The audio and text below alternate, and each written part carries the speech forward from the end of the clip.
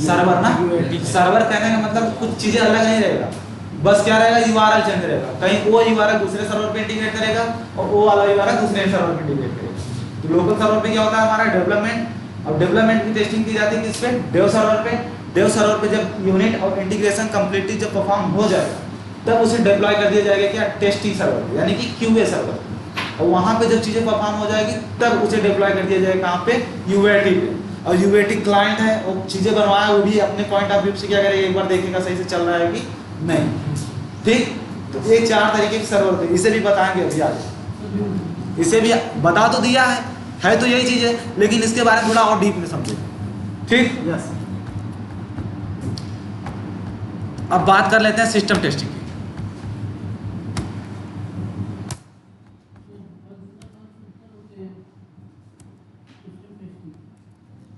Sir दर्द करने लगा यार।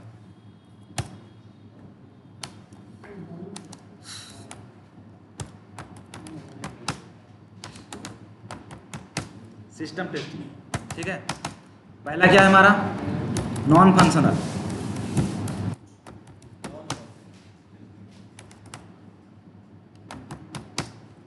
दूसरा क्या है,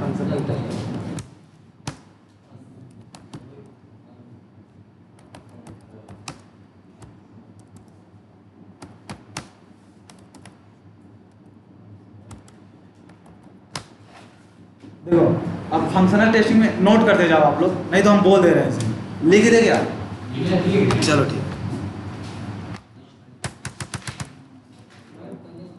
फंक्शनल मतलब समझ रहे हो, एप्लीकेशन का जो फंक्शन है उससे रिलेट करके जो हम टेस्टिंग करेंगे वो फंक्शन की करेंगे। एक होता है नॉन फंक्शनल। क्या हुआ, अच्छा कब डबल लग जाता है यार,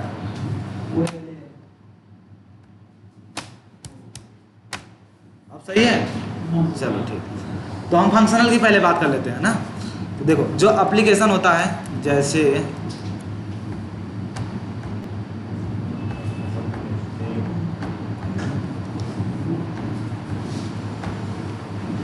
बी टाइगर है इसमें,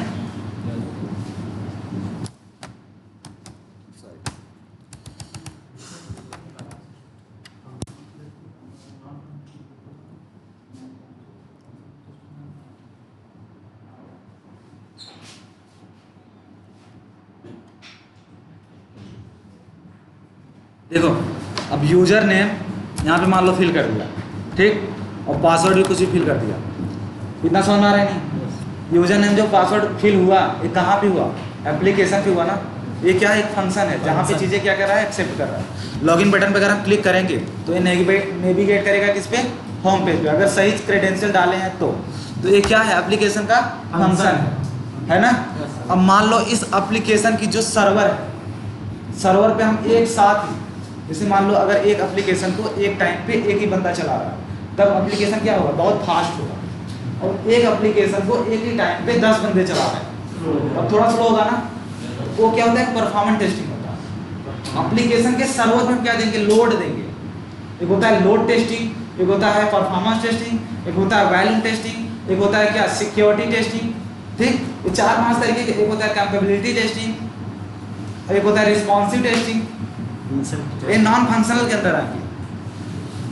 अब देखो परफॉर्मेंस टेस्टिंग को समझ रहा है, एक ही टाइम पे, जैसे अभी आईपीएल चल रहा है ना, अगर आईपीएल देखो, आईपीएल के सीजन में अगर आईपीएल अगर आप देख रहे हो एक ही टाइम पे बहुत सारे कस्टमर क्या कर रहे हैं, देख रहे हैं, तो जियो का जो नेट होता है स्लो हो जाता है। क्यों स्लो हो जाता है, क्योंकि उसके सर्वर पे लोड ज़्यादा पड़ रहा है और चीज़ों को रिस्पॉन्स सबको एक साथ नहीं दे पा रहा है। तो ये होता है क्या, हमारा परफॉर्मेंस टेस्टिंग। परफॉर्मेंस टेस्टिंग भी होता है, मान लो अगर उस पर लिमिट लगाया गया है, एक बार में अगर 1000 बंदा अगर एक साथ में एप्लीकेशन को चला रहा है तो रिस्पॉन्स टाइम वही होना चाहिए, एप्लीकेशन फास्ट होना चाहिए। ठीक है, अगर उससे ज़्यादा कर रहे हैं तब तो थोड़ा स्लो हो जाएगा, चलेगा, लेकिन जितना लिमिट है एटलीस्ट उतना तो फास्ट होना चाहिए। ये होता है परफॉर्मेंस टेस्टिंग। कई बार क्या होता है, परफॉर्मेंस टेस्टिंग के लिए आपको ही हायर करते हैं, आपको ही करना पड़ेगा, लेकिन कई बार क्या होता है, परफॉर्मेंस टेस्टिंग के लिए दूसरे बंदे होते हैं। और परफॉर्मेंस टेस्टिंग के लिए मार्केट में कुछ टूल्स हैं, जैसे जे मीटर है। जे मीटर क्या करता है, वर्चुअल यूजर क्रिएट करता है। अब जैसे मान लो अगर परफॉर्मेंस टेस्टिंग करनी है तो आप एक साथ 1000 बंदे लाओगे, कहाँ से लाओगे, नहीं ला पाएगा ना। तो इसलिए क्या होता है, जे मीटर होता है। जो डुप्लीकेट यूजर क्रिएट करता है और एक साथ चीज़ों को हिट कर देता है। ठीक, तो मार्केट में बहुत सारे टूल। ये रहा हमारा क्या, परफॉर्मेंस टेस्टिंग। और परफॉर्मेंस टेस्टिंग से रिलेटेड क्या है, लोड टेस्टिंग। सर हम इसकी बात कर रहे थे ना, फंक्शनल नॉन फंक्शनल। तो नॉन फंक्शनल के अंदर आती है परफॉर्मेंस टेस्टिंग, लोड टेस्टिंग। ठीक है, ये सब सारी चीज़ें इसके अंदर आएंगी। हाँ बस कर रहे हैं, बस हो रहा है।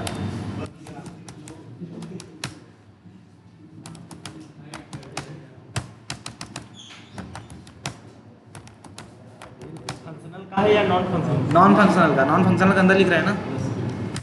और क्या होता है,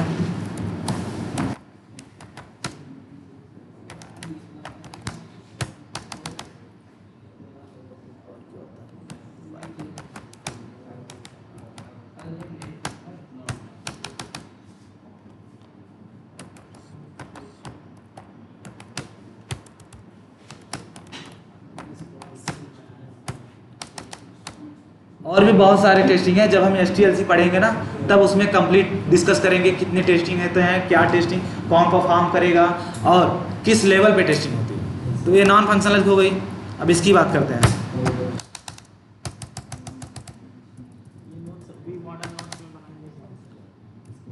हाँ लिख लो, स्मॉल टेस्टिंग।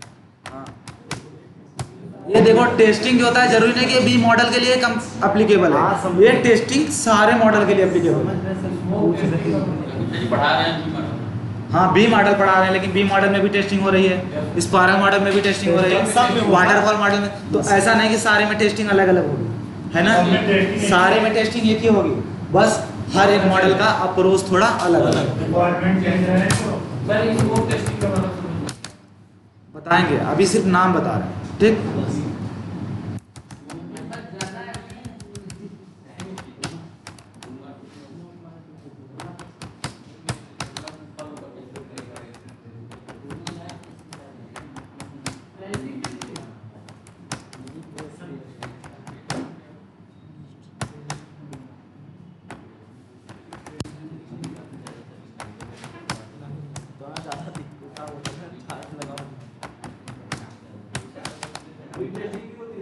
हाँ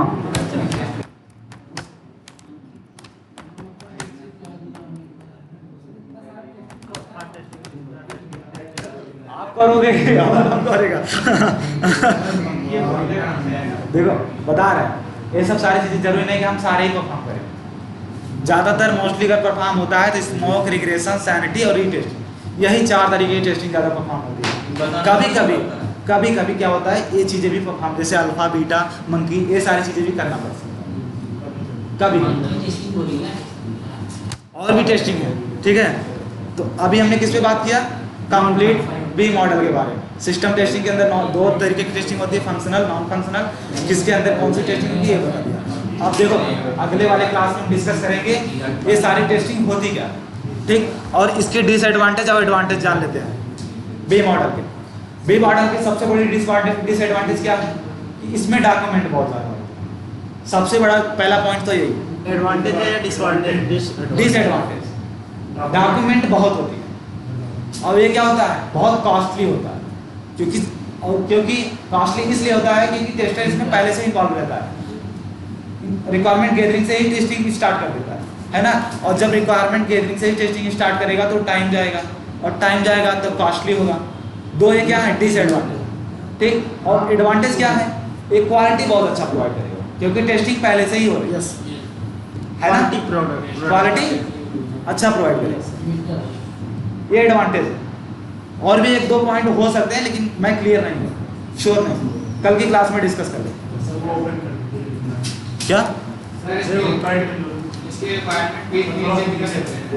इसमें रिक्वायरमेंट ये देखो, बिल्कुल यार एक बार हम देख लेते हैं। अच्छा क्वेश्चन किया आपने, इसमें रिक्वायरमेंट चेंज कर सकते हैं। इसको स्टॉप कर दीजिए।